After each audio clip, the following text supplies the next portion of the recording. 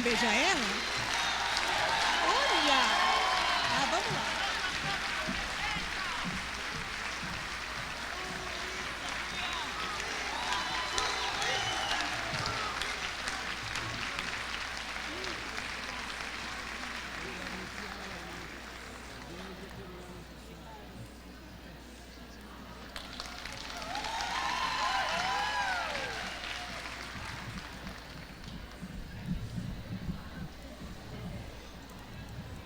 E agora, para as suas considerações, a deputada Luísa Erundina.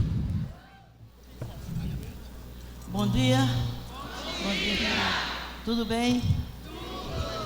Que alegria reencontrar. Obrigada. Obrigada pelo convite, presidente Luiz Carlos. Quero cumprimentar a mesa, os dirigentes do Cinesp, nosso companheiro deputado Janazzi, e cumprimentar a cada um de vocês, a quem a cidade muito deve, pelo trabalho perseverante, difícil, nem sempre valorizado e reconhecido pelo poder público nessa cidade. Recebo o meu abraço, meu carinho e minha gratidão.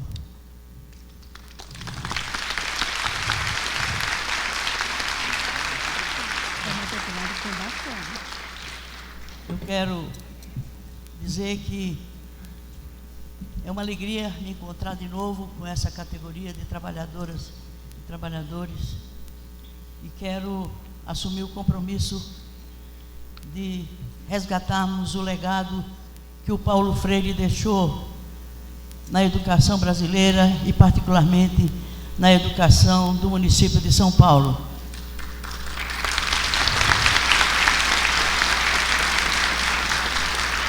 Os avanços e conquistas daquela época no ensino municipal, já faz quase 25 anos, se devem a Paulo Freire, a sua equipe e a cada uma e cada um dos educadores dessa cidade. Essas conquistas, algumas se perderam, outras se mantêm mitigadas, e é preciso revolucionar novamente a educação na cidade. E é para isso que nós estamos de novo nessa empreitada de disputar e conquistar o poder dessa cidade. É importante que vocês, nesse congresso, estejam discutindo a crise, mas focada no impacto dessa crise sobre a educação e as oportunidades que essa crise pode e deve representar para a educação em nossa cidade. Mas antes de continuar minha fala, eu quero saudar a presença do meu vice-candidato a vice-prefeito, o deputado aguerrido, combativo, guerreiro pela democracia brasileira, que é Ivan Valente.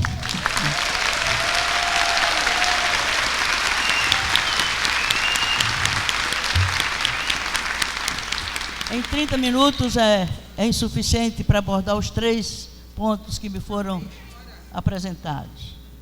A síntese do meu programa, o programa geral para o governo da cidade de São Paulo, só isso levaria 1 hora, viu, presidente? A proposta de políticas públicas para a cidade, e o terceiro item seriam as propostas específicas para a educação. Eu vou falar rapidamente do que se propõe, do ponto de vista da proposta geral para a cidade de São Paulo, e em seguida eu vou centrar mais minhas observações no item sobre a educação. Nós pretendemos fazer um governo e transformar a cidade de São Paulo uma cidade das pessoas.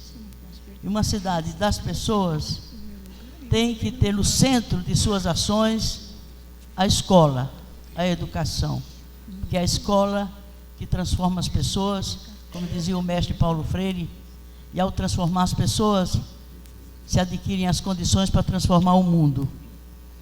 E é nesse sentido que a gente quer conduzir o nosso governo, uma cidade para as pessoas, uma cidade que dê oportunidades e se revertam as desigualdades enormes. Nós queremos combater a desigualdade nessa cidade. Nós queremos radicalizar a democracia nessa cidade. E enfrentar a crise que se abate sobre o Brasil, com suas graves consequências sobre os municípios, e particularmente para a educação, de forma a não ficar contemplando a crise ou se queixando dela, mas ultrapassá-la, enfrentá-la, subordiná-la à vontade popular. E é para isso que o nosso governo quer e vai radicalizar a democracia na cidade. Vai colocar a democracia junto onde o poder é originário, é junto ao povo. E o povo não está em gabinetes de prefeito, nem gabinetes de secretários. O povo está na base da sociedade, lá na periferia, lá nas escolas, lá nas comunidades locais, lá onde o povo sofre os efeitos e o impacto dessa crise violenta e perversa que se abate sobre todos nós.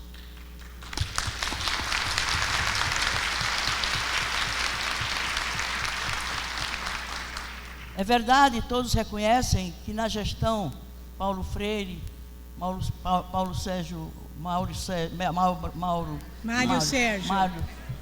Mário Sérgio Cortella, Elisete Alegre e toda a equipe dele, foram conquistas preciosas, valiosas, que precisam ser preservadas, precisam ser expandidas, precisam ser ampliadas, mas elas são insuficientes hoje. Depois de 25 anos de tempo, a cidade de São Paulo apresenta uma população de 12 milhões de habitantes, numa região metropolitana de 20 milhões, em que as fronteiras da região não são artificiais, elas não existem de fato. E, além disso, o número de alunos é cerca de 1 milhão de alunos hoje, distribuídos, 1.500 na administração direta e 1.700 na administração indireta e conveniada. Portanto, é uma demanda enorme e com o viés que não está administrada diretamente pelo governo municipal, pela gestão pública, porque a escola é direito e é dever do Estado. Portanto, não pode ser tratada, nem pode ser gerenciada como se fosse uma mercadoria.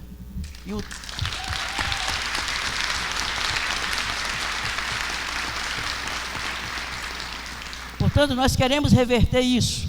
Vamos congelar os convênios, vamos congelar a terceirização desse setor.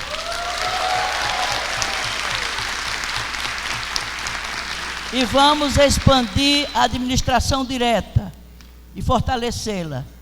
E criar as condições de uma educação de qualidade que supõe educadores, e aí no sentido amplo do termo educador, não só o professor, mas os servidores das escolas, de modo a que a qualidade e a valorização dos recursos humanos, na nossa avaliação, é uma condição, é uma pré-condição para garantir uma educação de qualidade e uma educação que forme cidadãos plenos.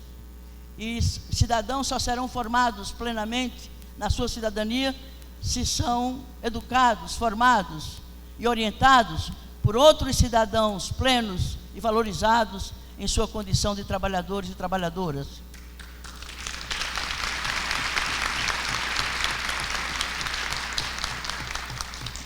Esse é um compromisso que não é um compromisso de candidata, é um compromisso de alguém que já garantiu isso numa outra gestão, mas consciente da insuficiência dessas conquistas e daquelas realizações.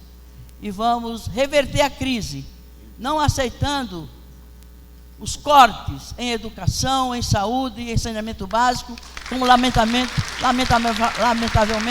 é o que ocorre nos dias de hoje.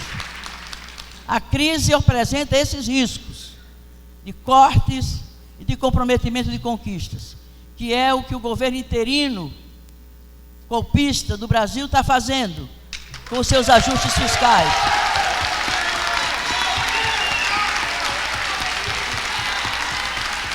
Nós não vamos submetermos a essa lógica da crise, nem do ajuste fiscal. E São Paulo é uma cidade muito poderosa. É o quinto orçamento do país. Representa 15% do produto interno bruto. É a maior cidade do país, a terceira maior do mundo e a primeira maior cidade da América Latina. Tem um orçamento bastante poderoso, insuficiente, evidentemente, para atender a todas as demandas crescentes dessa cidade metropolitana. ela não se fecha em si mesma, ela dialoga e ela interage e ela é impactada por todas as demandas da região metropolitana na dimensão de 20 milhões de habitantes. Portanto, nós vamos mobilizar o poder dessa cidade. Um orçamento previsto para 2017 de 50 bilhões e alguns bilhões de reais, com uma queda de 4 bilhões em relação a 2016. Mas ao invés de ficarmos fazendo cortes, limitando investimentos em educação e em saúde, nós vamos exigir do governo federal aquilo que é direito de São Paulo. Não vamos lá de pires na mão. Nós vamos falar grosso de uma cidade que produz 15% do produto interno bruto do país. Contribui com 15% para o produto interno bruto do país. E nós vamos intervir na economia da cidade. Não podemos ficar apenas administrando um orçamento que é sempre insuficiente para atender uma demanda crescente. Nós temos que mobilizar o poder econômico da cidade, criar e fazer investimentos na economia para alargarmos as condições de investimento da cidade. E aí vale, por exemplo, a cobrança da dívida ativa. Os grandes contribuintes sonegadores devem à cidade de São Paulo 66 bilhões de reais.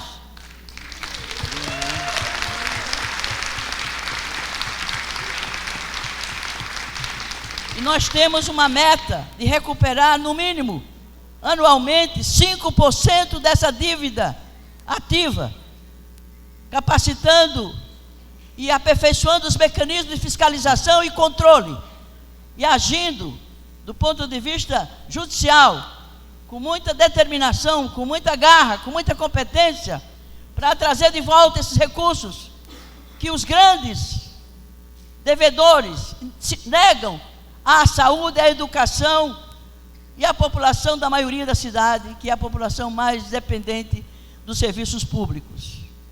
E nós vamos, evidentemente, criar atividades produtivas para enfrentar o desemprego, criar as alternativas de geração de trabalho e renda. O mercado de trabalho não absorve a demanda por emprego. Para absorver, não absorve a força do trabalho economicamente ativa. Por isso é preciso fomentar, criar, estimular, criar inclusive financiamento subsidiado a quem queira se organizar em pequenas empresas, em pequenas cooperativas, em pequenas organizações produtivas, para gerar serviços, para produzir produtos e, sobretudo, gerar trabalho e renda para a população desempregada. Nós vamos inverter prioridades, inclusive orçamentárias. Hoje o orçamento é distribuído desigualmente entre as regiões administrativas da cidade. Uma região da cidade, do bairro dos Jardins, fica com quase R$180 por pessoa ano, em relação aos recursos orçamentários.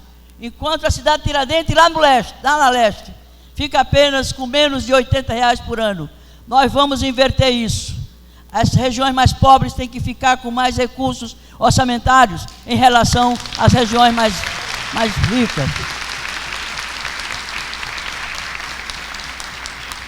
E o poder vai sair das mãos do núcleo central de poder da cidade, o gabinete da prefeita e as secretarias, e vai ser colocada lá nas subprefeituras, regiões que são grandes cidades. Existem no mínimo 32 grandes cidades dentro de São Paulo, que são as subprefeituras. E é impossível governar universalmente, igualmente, todas essas regiões, com as mesmas políticas, com as mesmas iniciativas. É preciso diversificá-las a partir das características, das peculiaridades e das possibilidades e oportunidades que cada uma dessas regiões oferece. E isso em consulta direta com o povo, empoderando o Conselho de Representantes, tirando o prefeito, o subprefeito, a subprefeita, numa lista tríplice indicada pela população em cada região da cidade.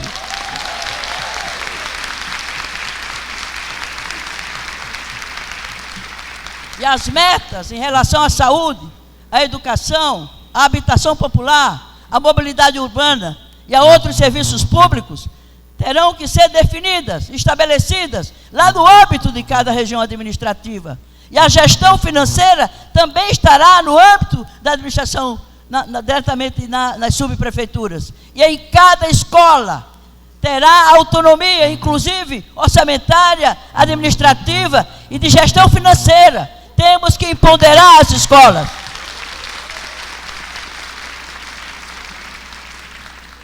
E vamos fortalecer os mecanismos de participação das escolas em relação à comunidade.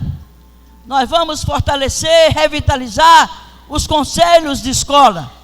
Nós vamos estimular a criação de mecanismos de participação da juventude, dos jovens, dos adolescentes, dos que frequentam as escolas de ensino municipal, para que eles se exercitem e se eduquem politicamente. Ao invés de escola sem partido, nós queremos escola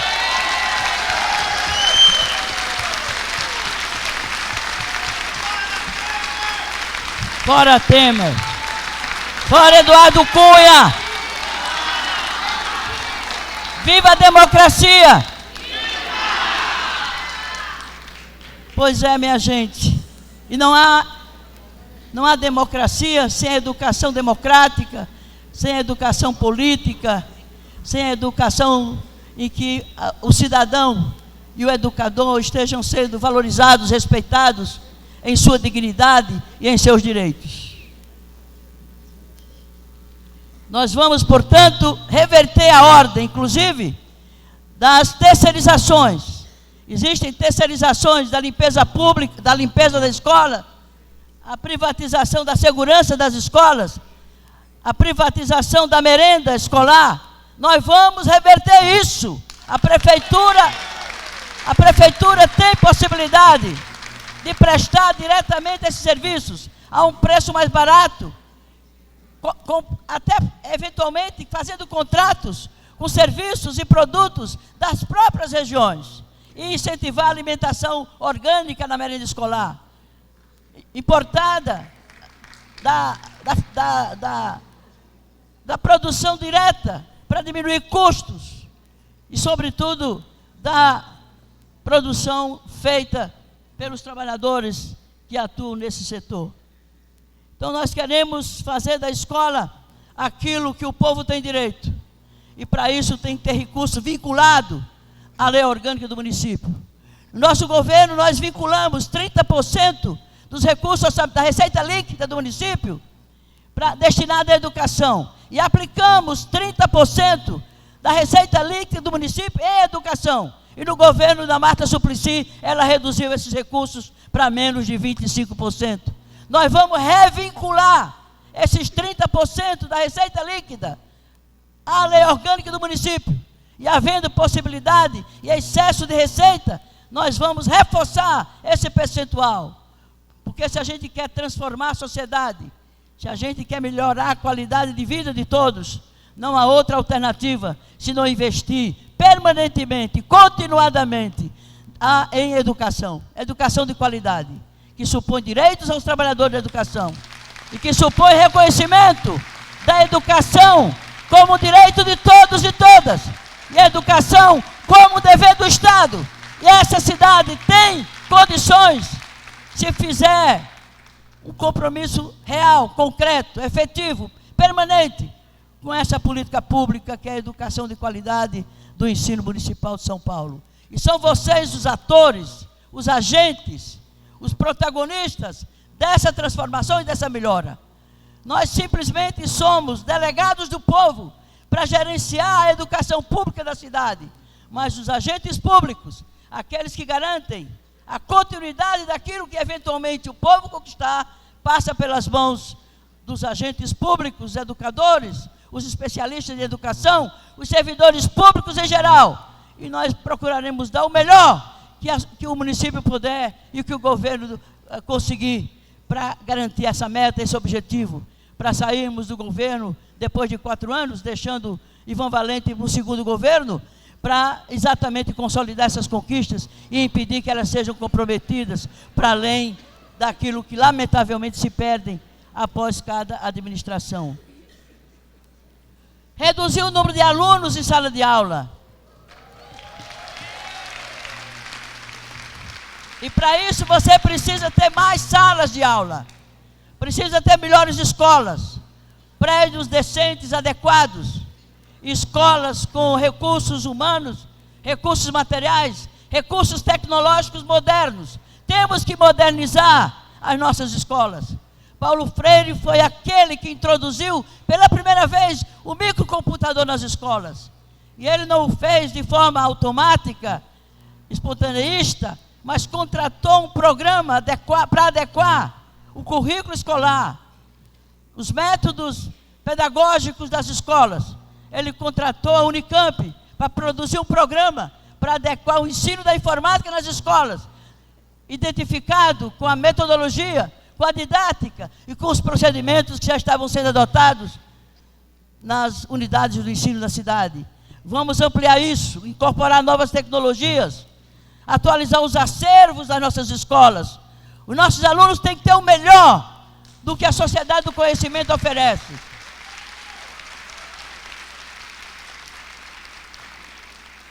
E não podemos tratar os filhos do povo em qualidade inferior àquilo que é direito de qualquer criança, de qualquer jovem, de qualquer adolescente. Eles têm que ter o melhor da educação, têm que ter o melhor de tecnologia, têm que ter o mais avançado, o mais moderno, em termos das tecnologias de comunicação, de informação. E os educadores capacitados, permanentemente reciclados, permanentemente valorizados, tendo a oportunidade de, inclusive, ter tempo para estudar, ter tempo para se preparar as aulas. Temos que destinar pelo menos 1/3 do tempo para ele se dedicar, não dentro de sala de aula, como foi feito na época do Paulo Freire, da Lisete Alegaro e a equipe do Paulo Freire naquele tempo. O educador tem que ser não só valorizado em termos de salário, de um plano de cargos e carreira, mas também depois da aposentadoria. Ele deu seu sangue, sua vida, sua juventude, a educação das novas gerações.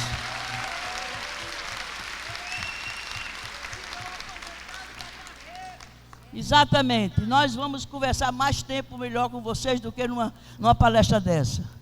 Temos que ter tempo, se possível ainda antes das eleições, para detalharmos melhor, viu, presidente, essas questões, aperfeiçoá-las, ampliá-las e comprometer vocês com essas metas. O dever não é só de quem vai estar lá gerenciando os recursos públicos e tomando as decisões. Essas decisões têm que ser compartilhadas e a responsabilidade por elas também deve ser compartilhada. E isso supõe o quê? Servidores, participantes, ativos, decidindo e mais. Nós temos que fazer uma aliança concreta com as comunidades onde estão as escolas. Trazer a escola para perto da comunidade e a comunidade para dentro da escola. Nós temos que abrir as escolas em fim de semana. O povo tem que participar da gestão da escola, os pais dos alunos têm que participar. Nós temos que incentivar a criação de grêmios com os alunos da nossa escola. E não pode se pensar a educação para 4 anos. Nós temos que pensar a educação de São Paulo para décadas. E é disso que se trata. E é para isso que nós estamos nessa empreitada. Eu não precisava mais ser prefeita de novo, mas o povo me empurrou para essa tarefa. E eu não me recuso à demanda do povo.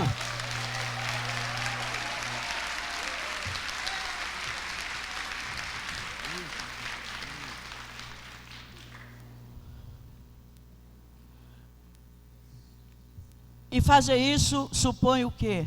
Um compromisso real de todos aqueles que estão nessa empreitada. Para ganhar. Nós não viemos para fazer de conta. O PSOL não é partido para fazer de conta. Foi o PSOL que tirou o Cunha da presidência da Câmara. Nós até tentamos tomar a cadeira dele e não conseguimos.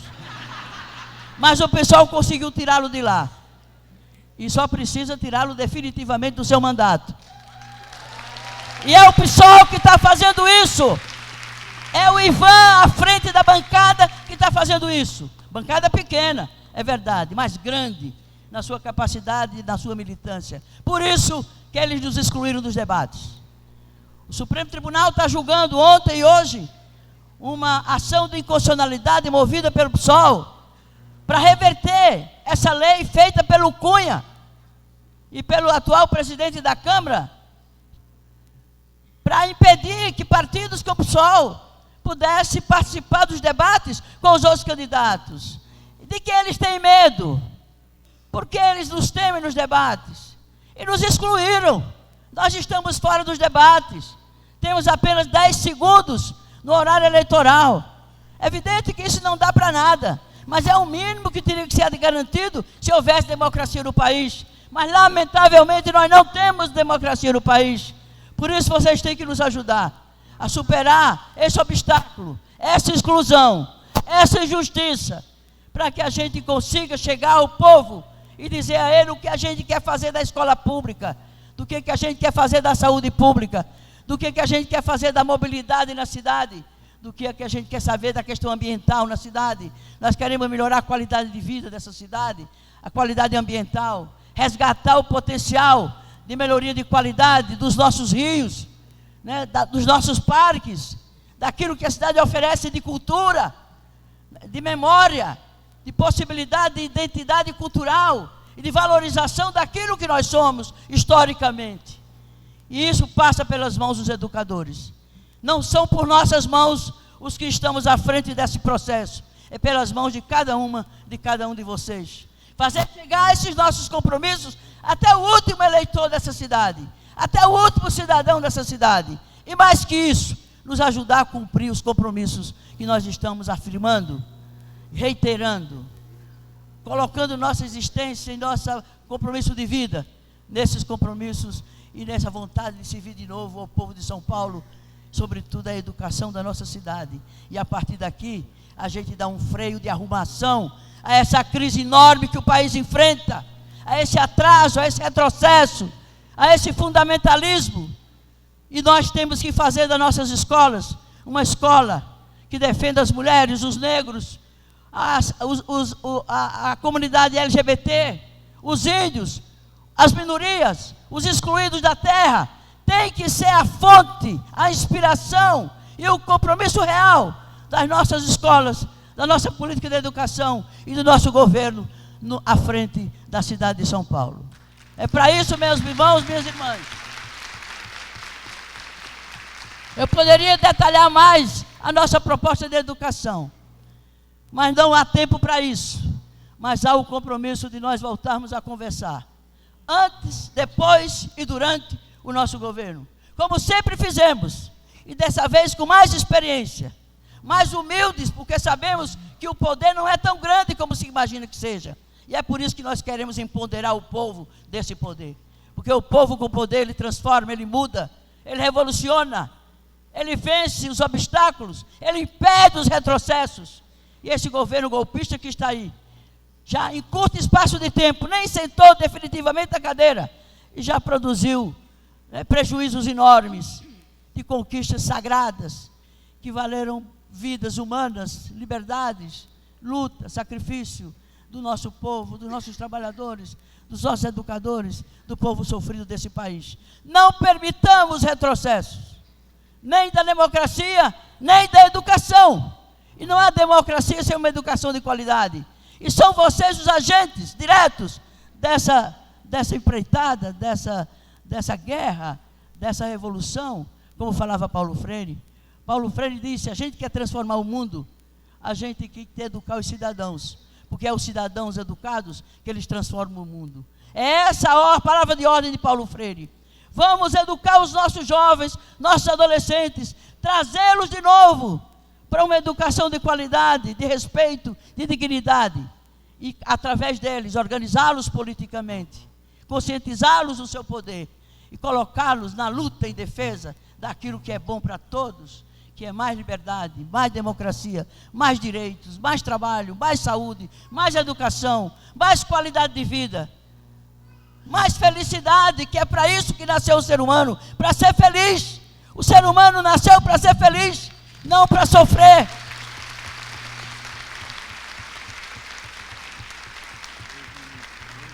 Estão me avisando que faltam 2 minutos.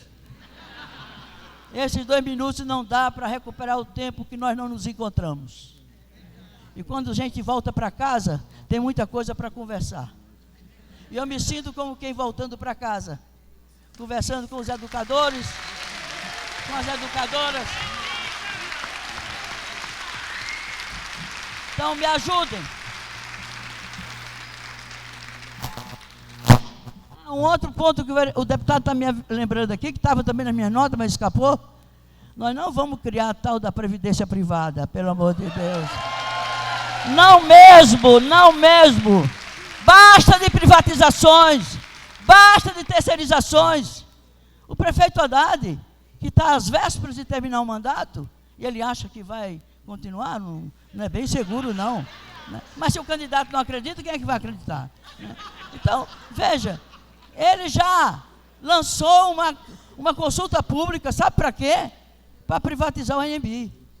E tem um outro candidato aí que só falta privatizar a cadeira dele de prefeito. Já anunciou que vai privatizar tudo. O ANB, o Sambódromo, não é o autódromo do Interlagos que a gente conquistou, as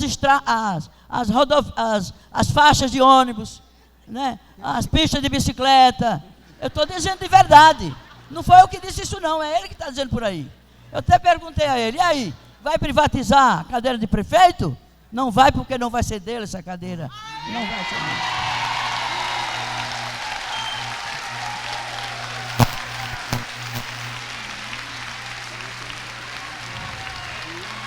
Obrigada, minha gente.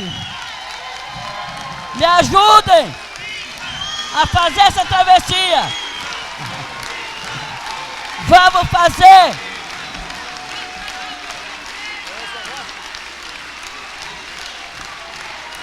Vamos fazer da educação de São Paulo a melhor educação que São Paulo já teve e que o Brasil já teve, com vocês juntas, para melhorar São Paulo.